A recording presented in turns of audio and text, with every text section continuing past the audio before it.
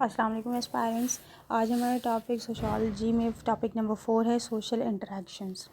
Social interactions जो है वो एक प्रोसेस होता है इंडिविजुअल्स का, जिसमें वो आपस में कम्युनिकेट करके एंगेज होते हैं और फिर इनके अलावा इनका जो बिहेवियर, इनके इमोशंस और इनके जो थॉट्स हैं वो आपस में इन्फ्लुएंस मतलब कि एक दूसरे पे इन्फ्लुएंस करते हैं। और ये सोशल इंटरेक्शंस का जो प्रोसेस है वो एक ह्यूमन लाइफ का सबसे मतलब फंडामेंटल एस्पेक्ट है, और जो सारी सोसाइटीज़ को और कल्चर को शेप देता है वो सोशल इंटरेक्शन के थ्रू मिलता है। फिर आते हैं इसके टाइप्स में से सबसे पहला टाइप जो है वो डिवाइड हुए दो में, वर्बल और नॉन वर्बल कम्युनिकेशंस में। वर्बल कम्युनिकेशन जो होती है वो बातचीत करके कम्युनिकेट किया जाता है। इसके अलावा नॉन वर्बल कम्युनिकेशन वो एक्शंस के थ्रू और जो इशारे और बॉडी लैंग्वेज, फेशियल एक्सप्रेशंस के थ्रू ये सारी कम्युनिकेशन होती है। ये नॉन वर्बल कम्युनिकेशन जो होती है वो वर्चुअल प्लेटफॉर्म्स पे शो होती है, जिसमें सोशल मीडिया और ऑनलाइन कम्युनिकेशन के जो प्लेटफॉर्म्स है वहाँ पे सबसे ज़्यादा इंटरेक्शन नॉन वर्बल कम्युनिकेशन का देखा जाता है। इसके बाद आते हैं हमारी कास्ट और क्लासेस का सिस्टम। कास्ट और क्लासेस का सिस्टम जो है आजकल की सोसाइटी में मतलब कि पर्टिकुलरली जो है वो साउथ एशिया में ज़्यादा से ज़्यादा चलता है, जिसमें ये एक हायरार्किकल सोशल सिस्टम है, जिसमें कास्ट से बंदा तो वैसे पहचाना जाता है, लेकिन ये सोशल स्टेटस, उसकी ऑक्यूपेशन और इसके कुछ स्पेशल ग्रुप के वर्क्स को देखकर कास्ट सिस्टम को सबसे ज़्यादा प्रेफर किया जाता है कि ये कास्ट सबसे ज़्यादा अच्छी है, ये कास्ट लो है।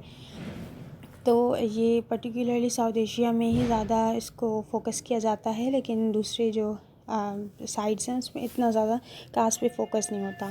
क्लास सिस्टम जो है वो वेल्थ, इनकम और एजुकेशन और ऑक्यूपेशन को देखकर सोसाइटीज़ में देखा जाता है कि कौन सबसे ज़्यादा ज़्यादा इंडिविजुअल जो है अचीव कर चुका है, या उसकी सोशल मोबिलिटी क्या है, उसने अपने लो जो उसकी स्टेटस है उससे ऊपर गया है या क्या।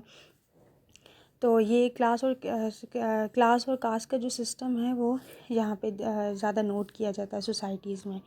सबसे पहले कास्ट और क्लास सिस्टम के बारे में बता दूँ, as a religious point of view अगर देखा जाए तो अल्लाह ताला ने कास्ट सिस्टम जो है वो इसलिए पैदा किया है ताकि बंदे की सिर्फ पहचान हो सके। ये इसलिए पैदा नहीं किया गया कि एक दूसरे पर क्लास और कास्ट पे फ़ख्र किया जा सके।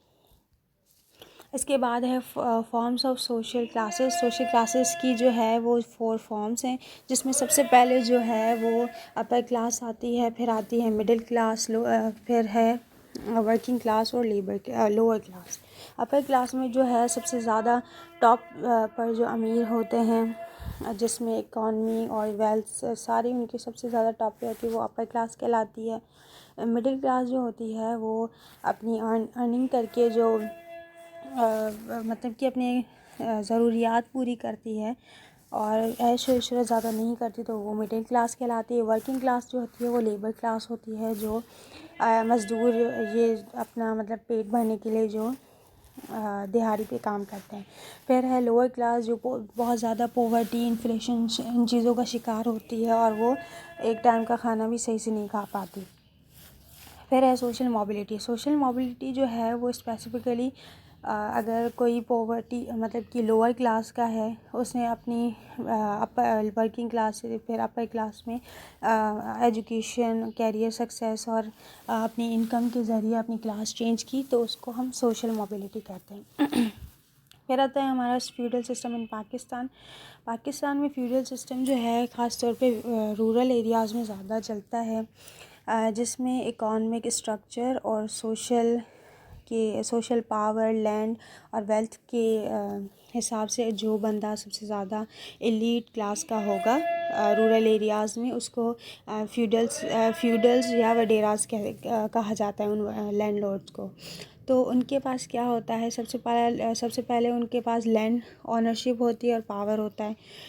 पीजेंट लेबर टेंडेंसी मतलब कि वो हारी वगैरह जो होते हैं उनसे वो काम लेते हैं, उनकी ज़मीनों को मतलब वो क्या कहते हैं, उनकी ज़मीनों को कुछ पैसे देकर फिर उनकी ज़मीनों से जो खाद चीज़ें निकलती हैं उनसे लेते हैं। पॉलिटिकल इन्फ्लुएंस जो है वो फ्यूडल सिस्टम में ज़्यादा, क्योंकि जो पॉलिटिकल लीडर्स होते हैं वो इनसे कनेक्टेड होते हैं और फिर इन्हीं के थ्रू पब्लिक जो इनके अंडर होती है, लैंडलॉर्ड्स के अंडर, वो वोटिंग भी लेते हैं। पैट्रन क्लाइंट रिलेशंस होता है इनका। लैंड रिफॉर्म्स और चैलेंजेस भी इनको फेस करने पड़ते हैं कुछ। इनके अलावा डेवलपमेंट पे भी, जिस तरह से एग्रीकल्चर का सारा सिस्टम इनके हाथ में होता है, तो डेवलपमेंट पे भी, कंट्री की डेवलपमेंट पे भी इम्पैक्ट पड़ता है। नेशनल जो है नेचर ऑफ सोशल मोबिलिटी जो है, social mobility in Pakistan society refers to the ability of individual और group to move between different social classes और positions within the social hierarchy. तो ये जो अभी हमने सोशल मोबिलिटी पढ़ी, तो पाकिस्तान में ये चीज़ें भी ग्रुप ऑफ पीपल्स में, ग्रुप ऑफ पीपल्स की क्लासेस में होते रहते हैं। इनके डिटर्मिनेंट्स क्या हैं? डिटर्मिनेंट्स में सबसे पहला डिटर्मिनेंट जो है, मतलब कि इनकी सोशल मोबिलिटी कैसे होती है, क्लास सिस्टम जो उनका चेंज हो जाता है।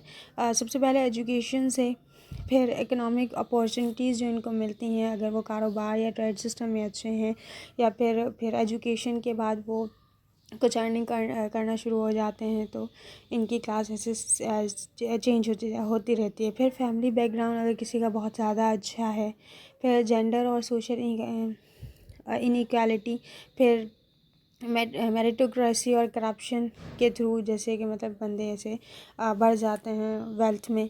फिर अर्बन और रूरल की डिवाइड की वजह से फिर गवर्नमेंट की कुछ पॉलिसीज़ ऐसी होती हैं जिसमें बंदा ऊपर आहिस्ता आहिस्ता अपना स्टेटस उसका चेंज हो जाता है। ठीक है। कल्चर ऑफ पॉवर्टी पाकिस्तान में सबसे ज़्यादा जो है वो पॉवर्टी इंक्रीज़ होती जा रही है। The culture of poverty is concept introduce जो करवाया था एक सोशोलॉजिस्ट में, उनका नाम है ऑस्कर ल्यूइस, जो बहुत ज़्यादा इम्पॉर्टेंट है। आप अगर ऐसा कोई क्वेश्चन आ जाए तो इट रिफर्स, या फिर MCQs, ठीक है। It refers to a set of learn behaviours, attitudes and values that can develop among individuals and communities experiencing long-term poverty. According to Lewis, this culture perpetuates poverty across generations and hinders social mobility.